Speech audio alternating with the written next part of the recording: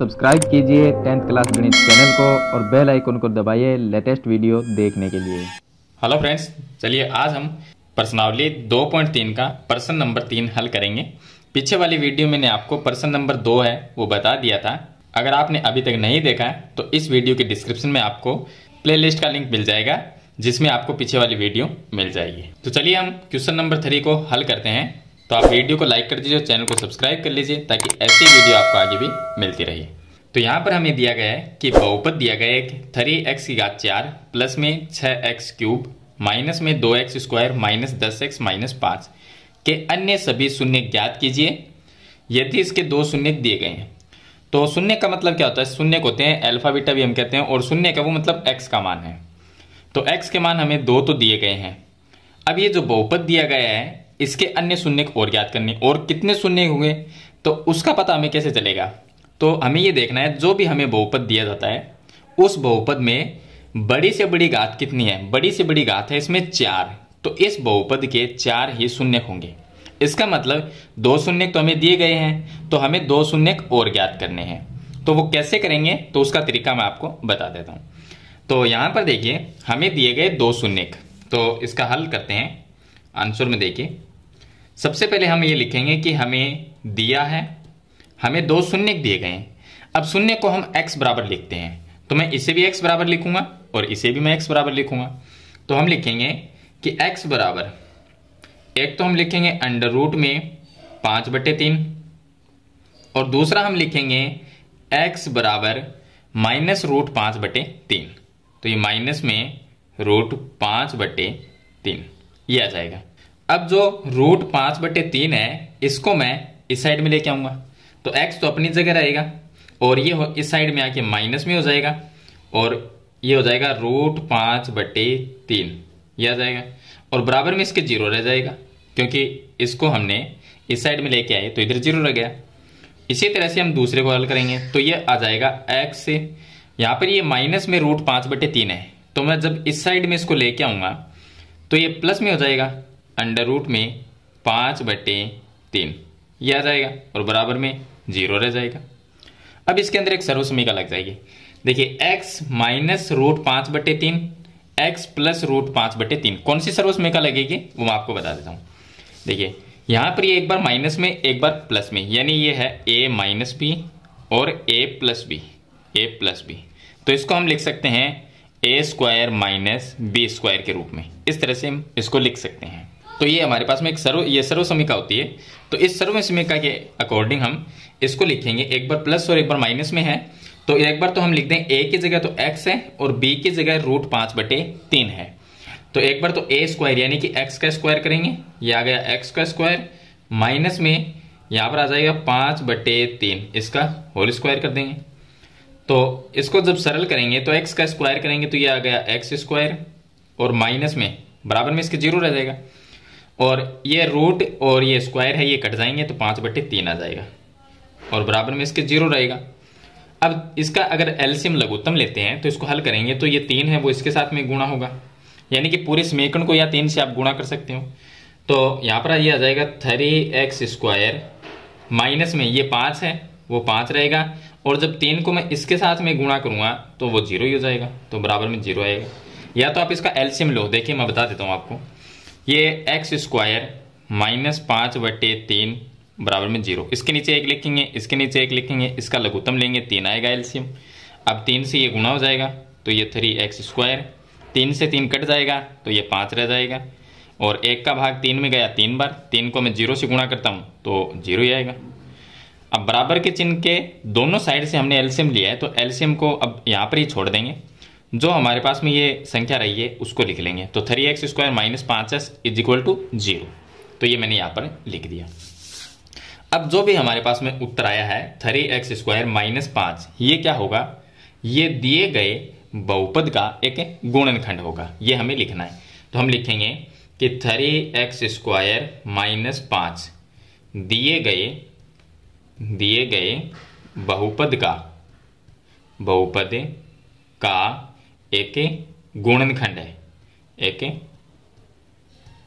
गुणनखंड है। दिए गए बहुपद का ये गुणनखंड है। अब इसका हम भाग देंगे इस बहुपद के अंदर, तो पीछे वाले क्वेश्चन मैंने आपको भाग करना बताया था, उससे पहले वाले भी मैंने बताया था क्वेश्चन नंबर 1 में। तो उसी तरह से यहाँ पर हमें भाग देना है। तो 3x² माइनस 5 का बहुपद में भाग देने पर, तो यहाँ पर हम ये चीज लिख सकते हैं। उसके बाद में हम भाग देंगे 3x² माइनस 5 का। तो मैं यहाँ पर लिख देता हूँ 3x² माइनस 5, इसका हम भाग देते हैं। तो जो बहुपद दिया गया है 3x⁴, उसके बाद में प्लस में 6x³ माइनस में 2x², माइनस में 10x और माइनस में 5।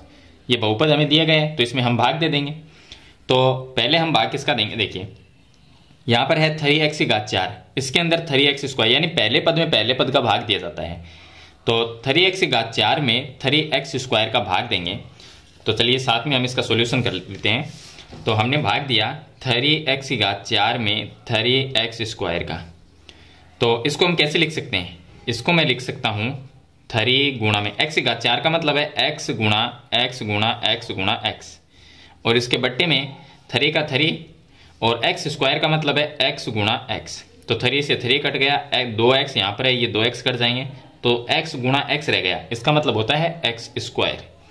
तो x² बार भाग चला गया। अब x² को मैं इसके साथ में वापस गुणा करूँगा, तो 3x⁴ ही बन जाएगा। फिर -5 को x² से गुणा करेंगे तो -5x² आ जाएगा। तो इसके नीचे लिखना पड़ेगा -5x², क्योंकि ये स्क्वायर का पद है तो इसके नीचे स्क्वायर वाला पद आएगा। अब इसका हम चिन्ह है वो चेंज करते हैं, ये माइनस हो गया तो ये प्लस माइनस कट जाएंगे और ये प्लस हो जाएगा। लेकिन उससे पहले 6x³ है, ये लिख देते हैं 6x³, और ये प्लस में 5x² माइनस में 2x², तो प्लस में रह जाएंगे 3x² और माइनस में 10x और माइनस में 5। अब फिर से हम 6x³ में 3x² का भाग देंगे, तो ये हो गया 6x³, इसके अंदर हम भाग देंगे 3x² का। तो इसको हम लिख सकते हैं, देखिए 3 का भाग इसमें चल जाएगा 2 बार, तो ये आ गया 2। x³ का मतलब x गुणा x गुणा x, और बट्टे में x² का मतलब x गुणा x। ये जो 2x है वो इनसे कट जाएंगे, तो उत्तर क्या आएगा 2 गुणा x यानी कि 2x, और वो भी प्लस में। तो यहाँ पर प्लस में हम लिखेंगे 2x। अब 2x को 3x² से जब गुणा करेंगे तो 3 जब 2 से गुणा होगा 6 बन जाएगा, तो इसके नीचे आ गया 6, और x को x² से गुणा करेंगे तो x³ बन गया। उसके बाद में 2x को -5 से गुणा करेंगे तो -10x आ जाएगा, तो माइनस में 10x इसके नीचे लिखेंगे। x का जो पद होता है उसके नीचे x के पद को लिखते हैं। तो ये आ गया माइनस, तो ये कट जाएंगे प्लस माइनस, और ये प्लस हो जाएगा, तो ये प्लस माइनस ये भी कट जाएंगे, तो ये आ गया 3x², और माइनस में ये 5 रह गया। अब ये दोनों जो पद है वो सेम है, 3x² माइनस 5, ये भी 3x² माइनस 5। जब संख्या एक जैसी होती है और उनमें भाग दिया जाता है तो वो भाग जाता है एक बार, तो प्लस में एक बार भाग चला जाएगा। तो ये भाग इसके अंदर चला गया, तो इसके नीचे मैं सेम टू सेम लिख देता हूँ 3x² माइनस 5, क्योंकि इसका भाग सेम है ये दोनों। तो ये होगा माइनस में और ये होगा प्लस में, तो दोनों ही कट जाएंगे। तो शेषफल क्या आया, शेषफल 0। अब हमारे पास में एक बहुपद बन गया x² प्लस 2x प्लस 1, ये भागफल आ गया। अभी भी हमें शून्यक निकालने पड़ेंगे, अभी शून्यक नहीं आएंगे इसके, अब शून्यक निकालेंगे। तो अब हमें लिखना क्या है, अब हमें ये लिखना है कि x² प्लस 2x प्लस 1 के गुणनखंड करने पर। अब इसके गुणनखंड करेंगे, क्योंकि ये क्या है, ये जो भागफल आया है ये एक द्विघात बहुपद है। तो हम यहाँ पर लिख देंगे कि x² प्लस 2x प्लस 1 के गुणनखंड करने पर, गुणनखंड करने पर। अब इसके हम गुणनखंड कर लेते हैं। तो द्विघात बहुपद है उसके गुणनखंड कैसे होते हैं वो मैं आपको काफ़ी बार बता भी चुका हूँ। चलिए यहाँ पर करेंगे, x² के पास में कोई भी संख्या नहीं है, 1 मान लेते हैं। यहाँ पर भी लास्ट में 1 है, तो 1 को जब 1 से गुणा किया तो 1 आया, तो यानी कि गुणा करने पर 1 आना चाहिए। ऐसी संख्या गुणा करने पर 1 आए। यहाँ पर प्लस का चिन्ह है, x के गुणा में 2 है, तो प्लस का मतलब होगा जोड़ने पर 2 आना चाहिए। जोड़ने पर कितना आना चाहिए, 2। ऐसी संख्या जिनको गुणा किया जाए 1 आ जाए और जोड़ने पर 2 आ जाए, तो वो संख्या 1 प्लस 1 होती है। देखिए दोनों को गुणा करेंगे तो 1 ही आएगा, और 1 प्लस 1 करेंगे तो 2 आएगा। तो ये जो संख्या है वो इस 2 की जगह लिखनी है, जो 2 लिखा हुआ है उसकी जगह लिखेंगे। यहाँ पर x² का x² ये आ जाएगा, और ये प्लस इस 2 की जगह हमें लिखना है 1 + 1, तो ब्रैकेट में लिख देते हैं 1 + 1, और गुणा में ये x और प्लस में 1। चलिए आगे हल करते हैं। तो ये आ गया एक्स स्क्वायर प्लस में एक को x से गुणा करेंगे, एक x का मतलब होता है x, फिर प्लस एक को x से गुणा करेंगे तो x ही आ जाएगा और प्लस में एक। अब इसमें से कॉमन ले लेंगे। चलिए मैं आगे बताता हूँ। दो पद ये है, दो पद ये है, इधर से कॉमन लेंगे तो x कॉमन आ गया तो ये आ जाएगा x, यहाँ पर x रह गया और प्लस ये x कॉमन आ गया तो प्लस में एक रह गया। और इस साइड में कॉमन अगर नहीं आता तो हम मान लेंगे कि प्लस में एक कॉमन है, ये प्लस तो है ही, एक कॉमन ले लेंगे तो x प्लस एक सेम टू सेम आ जाएगा। यानी कि कॉमन का मतलब क्या है, जो हमने एक लिया है उस एक का भाग अगर हम x में देंगे तो x ही आएगा, उसके बाद प्लस इस एक में एक का भाग देंगे तो एक ही आएगा। तो इस तरह से हल करेंगे। अब ये दोनों ब्रैकेट सेम आनी चाहिए तो दोनों में से एक ब्रैकेट लिख लेंगे x प्लस एक और दूसरे ब्रैकेट में जो हमने कॉमन लिए है वो लिखेंगे तो x प्लस एक, ये दूसरे ब्रैकेट में आ जाएंगे, लेकिन दोनों सेम ही रहेंगे। अब हमें जो शून्य ज्ञात करने वो कैसे ज्ञात करेंगे, ये जो दोनों ब्रैकेट है इनको हम जीरो के बराबर लिखेंगे। शून्य ज्ञात करने के लिए जीरो के बराबर लिखते हैं तो x प्लस एक, ये आ जाएगा x प्लस एक। अगर मैं इसके बराबर जीरो लिखता हूं तो x का मान क्या आएगा, ये एक है वो इस साइड में है कि माइनस में एक हो जाएगा, ये आ गया।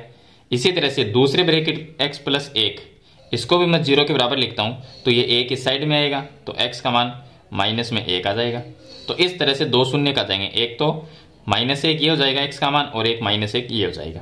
तो इस तरह से जो शून्य होंगे वो माइनस एक और माइनस एक, ये इसके शून्य का जाएंगे। तो दो शून्य तो हमें प्रश्न में दिए गए हैं, ये दो शून्य और दो शून्य हमने ज्ञात कर लिए इसके। तो इस तरह से कंप्लीट आपको पूरा जो क्वेश्चन है वो आपको हल करना है। कब करना है, जब हमें कोई भी बहुपद दिया गया है और उस बहुपद के दो शून्य दिए गए होते हैं और उसके अन्य शून्य अगर हमें ज्ञात करने होते हैं तो इस प्रोसेस से हम, इस प्रक्रिया से हम पूरे को सरल करते हैं और लास्ट में शून्य का वो ज्ञात करते हैं। तो इस तरह से आपको क्वेश्चन नंबर जो 3 है उसको हल करना है। मैंने आपको कंप्लीट तरीका इसका बता दिया है। तो मेरे ख्याल से क्वेश्चन आपको अच्छी तरह समझ में आ गया होगा। फिर भी इसके बारे में कोई सवाल या सुझाव है तो मुझे कमेंट बॉक्स में जरूर लिखना।